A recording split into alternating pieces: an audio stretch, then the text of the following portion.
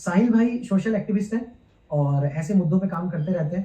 अब मैं शादी के बेनिफिट सीख रहा हूँ ताकि मैं आगे आने वाली युवा पीढ़ी को सिखा सकूं। लो भाई, तो भैया के शादी की तैयारी चल रही है। मातृभूमि हो मेरी पितृभूमि।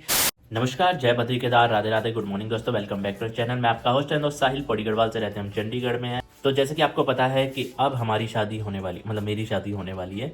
तो मम्मी पापा दादी और चाचा जी का बेटा कल रात को चले गए हैं गाँव। मैंने भी जाना था बट मैं नहीं गया क्योंकि मैं 4-5 दिन बाद जाऊंगा। थोड़ा सा मुझे काम भी है, एक मेरे शूट का था, वो शूट का अभी तक कुछ कंफर्म नहीं है। तो मुझे तो नहीं लग रहा है, शायद वो किसी वजह से शूट टल गया है और मुझे बताया नहीं जा रहा है। बट चलो जो भी होगा देखते हैं, जैसा भी होगा। तो मम्मी पापा और सब घर चले गए, मैं अकेला हूँ। तो अभी कुछ समय के लिए फिर से मुझे अकेले ही कुछ सारा काम करना पड़ेगा। लेकिन फिर कुछ दिन बाद जब शादी हो जाएगी फिर तो हम अकेले रहेंगे नहीं, क्योंकि फिर तो कोई ना कोई साथ में होगा। मतलब ऐसे अकेला नहीं रहूंगा ना। तो मतलब ये नहीं कह रहा हूँ कि वही काम करेंगे। शादी करने का एक बेनिफिट ये भी है कि आपको अकेला कभी महसूस नहीं होगा। अब मैं शादी के बेनिफिट सीख रहा हूँ ताकि मैं आगे आने वाली युवा पीढ़ी को सिखा सकूं कि शादी जल्दी कर लो। पहले मैं भी यही सोचता था, लेकिन अब बेनिफिट, क्योंकि अब तो हो रही है ना, तो फिर बेनिफिट ही देखने पड़ेंगे। तो वही बताना पड़ेगा आप सबको। कहाँ जाना अंकल जी? हाँ जी, 24 सेक्टर। अच्छा, बैठ गए? बोल लो बोल लो। यहाँ पर धूप है पर तेज नहीं है, मतलब नॉर्मल सी धूप है। और मम्मी कह रहे हैं कि गांव में तो इतनी तेज धूप लगी हुई है ना, दिन को खतरनाक वाली धूप है गांव में। और ये देखो जी, नील गाय। बस परमात्मा है, आपको यहाँ तक पहुँचा दिया परमात्मा ने। तो बुजुर्ग अंकल थे, नए गांव में ही मिल गए थे, लिफ्ट मांगी उन्होंने, 24 सेक्टर आना था। मैंने कहा चलो मैंने भी वहीं से जाना है, ड्रॉप कर देता हूँ। तो जैसे ही उनको मैंने उतारा वो मुस्कुराए, उन्होंने कहा परमात्मा आपको खूब तरक्की दे। तो यही होते हैं ना, इसलिए कहते हैं कर भला हो भला। तो आप किसी के लिए भला करोगे तो ऑटोमेटिकली वो दुआ निकलेगी, और जब दुआ निकलेगी तो कहीं ना कहीं आपके काम भी जरूर आएगी। तो फिलहाल मैं आ गया हूँ 22 सेक्टर, 17 ISBT के बिल्कुल सामने 22 सेक्टर है। मोबाइल मार्केट, कैमरा मार्केट है, ठेका शराब। मैं ये इसलिए दिखा रहा हूँ कि ना मैं दारू पीता हूँ ना सिगरेट पीता हूँ, लेकिन नशा है तो सिर्फ कैमरे के आगे प्रेजेंट होने का।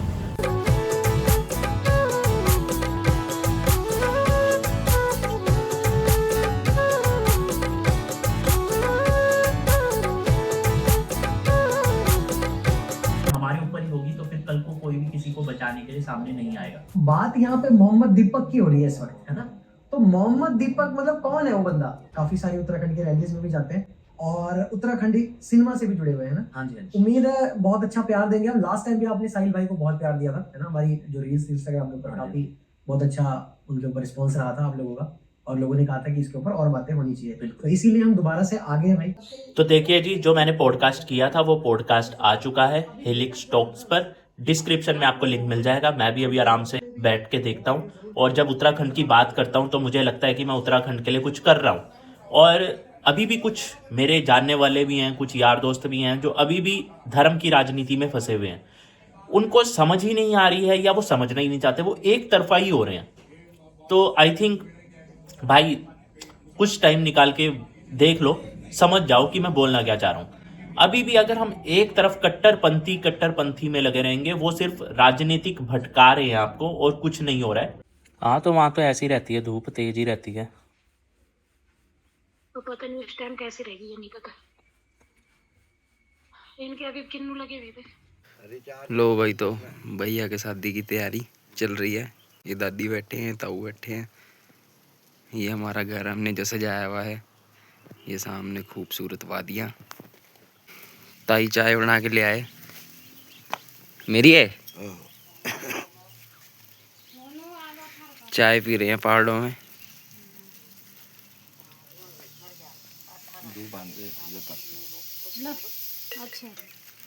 मैं मम्मी से वीडियो कॉल में बात कर रहा था तो वहाँ पे अच्छी खासी धूप लगी हुई है और मम्मी कह रहे कि आजकल पानी भी आ रहा है। पानी इसलिए आ रहा है क्योंकि अभी सर्दियों का टाइम है तो सर्दियों में पानी आ जाता है, लेकिन गर्मियों में बहुत दिक्कत होती है। चंडीगढ़ में ही एक शादी थी तो उनसे मेरी ऐसी बातचीत हो रही थी, तो उन्होंने बहुत मुझे शुभकामनाएं दी जो भी मैं कर रहा हूँ। तो उन्होंने ये भी कहा कि भाई आप बहुत अच्छा कर रहे हो कि आप उत्तराखंड से शादी कर रहे हो। तो वो कह रहे थे कि भाई मेरा भी विचार था, मतलब मैं भी सोच सकता था अपने बच्चों की शादी उत्तराखंड से करना, लेकिन हमने वो नहीं किया क्योंकि हमने वो पेन नहीं लिया जो पेन आप ले रहे हो। आपका जो कहने का मतलब है कि भाई आप उत्तराखंड के लिए सिर्फ बात नहीं करोगे, आप उत्तराखंड के लिए कुछ करोगे तभी आप बात करोगे, तो आप बहुत अच्छा कर रहे हो। तो उन्होंने ये चीज़ें मुझे कही है। उन्होंने ये कहा है कि भाई हमने शहर में शादी करके चाहे भले 3 लाख 4 लाख रुपए ज़्यादा लगा दिया हो, लेकिन हमने वो पेन नहीं लिया जो उत्तराखंड में शादी करने में जो दिक्कतें आती है वो नहीं किया। हमने सिर्फ शहर में बैठ के सारी यहाँ पे फ़ोन पे व्यवस्थाएं हो जाती है और यहाँ पे बस ये है कि 2-4 लाख रुपए चाहे ऊपर लग गया हो, पर हमने यहीं पे बैठ के सारा कुछ कर दिया। हालांकि मुझे भी पहाड़ से बहुत प्यार है, थोड़े उम्र दराज थे तो उन्होंने ये बात कही मुझे। ठीक है, तो ये बात जब उन्होंने कही तो वही बात है ना कि हम लोग एफर्ट नहीं लेते हैं। तो उन्होंने यही कहा कि जो एफर्ट आपने लिया है ना वो एफर्ट हर कोई नहीं लेता है, पर आप एफर्ट इसलिए ले रहे हो क्योंकि आप बार बार उत्तराखंड की बात करते हो। तो मैं यही कह रहा हूँ कि हमें किसी पार्टी के लिए बात नहीं करनी है, हमें उत्तराखंड के लिए बात करनी है और उत्तराखंड के लिए जो चीज़ सही होगी हम उस पर बात करेंगे। फिर इस पे ये कोई नहीं है कि भाई मैं कांग्रेस का सपोर्टर हूँ या मैं फलाने का सपोर्टर हूँ।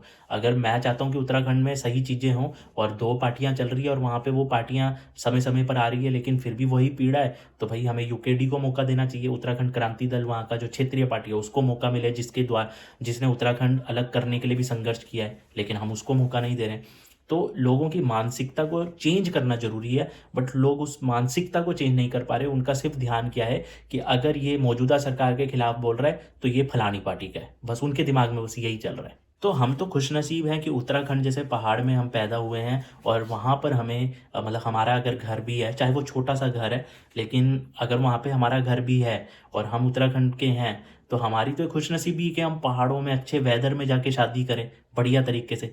उत्तराखंड के अभी जो शहरों में रह रहे हैं, अगर 100 लोगों से पूछूंगा ना कि भाई शहर की शादी में ज़्यादा मज़ा आता है या उत्तराखंड की शादी में मज़ा आता है, तो मैं कह रहा हूँ कि 90 लोग 90 छोड़ो 80 रख लो चलो, कि 80 लोग यही बोलेंगे कि नहीं भाई उत्तराखंड की शादी में मज़ा आता है। सिर्फ 20 लोग होंगे जो बोलेंगे नहीं यार उत्तराखंड में नहीं, यार शहर में ठीक है। बट 80 लोग बोलेंगे कि भाई उत्तराखंड की शादी में मज़ा आता है। लेकिन उनमें से सिर्फ 5 लोग ही होंगे जिनकी कोई शादी उत्तराखंड में हुई होगी, 95 लोगों की शादी शहरों में ही हुई होगी। तो रीज़न क्या है? रीज़न ये है कि मज़ा तो आता है लेकिन सुविधाएं नहीं है, इसलिए वो पेन नहीं ले सकते कि भाई इतनी सिरदर्दी कौन लेगा उत्तराखंड में, तो वो शहरों में ही आराम से हो जाता है। और कौन भाग दौड़ करेगा क्योंकि हमारा घर यहीं पे है, रहे हम शहरों में रहे हैं, कमा यहीं पे रहे हैं, तो कौन इतनी सिरदर्दी रहेगा। यहीं पे एक कम्युनिटी सेंटर बुक कर लो, जिसके पास थोड़ा पैसा है वो रिजॉर्ट बुक कर लेगा और यहीं पे शादी हो जाती है। आप 150 की जगह 100 लोगों को बुला लो अगर आपका बजट कम है, शहर में आपकी शादी हो जाएगी। पर वही बात है कि पेन नहीं ले सकते ना कि भाई उत्तराखंड में कौन इतना भाग दौड़ करेगा। ठीक है, बार बार वहाँ गाड़ियाँ बुक करके जाओ, वहाँ पे बुकिंग कराओ, ये कराओ वो कराओ। अगर हमें उत्तराखंड में सुविधाएं मिलती तो हो सकता है कि जो 80 लोग बोल रहे हैं जो शहरों में रह रहे हैं कि उत्तराखंड की शादी में मजा आता है, बट वो 80 लोगों में से सिर्फ 1-2 लोग होंगे जो उत्तराखंड में शादी करवा रहे होंगे और बाकी सब यहीं करवा रहे हैं। तो अगर हमें सुविधाएं मिलती तो हो सकता है उन 80 में से 10-20 लोग और ऐसे बाहर निकल के आते जो कि उत्तराखंड में शादी करवा चुके होते या करवा रहे होते। तो बस ये जो सुविधाएं नहीं है, इसी के अभाव में लोग पेन नहीं ले रहे हैं और फिर हमारी सरकारें कुछ नहीं कर रही है, सिर्फ बातें कर रही है और डेमोग्राफिक चेंज की बात कर रही है, धर्म पे राजनीति कर रही है, पर जो ग्राउंड रियलिटी वाला काम है वो नहीं कर रही है।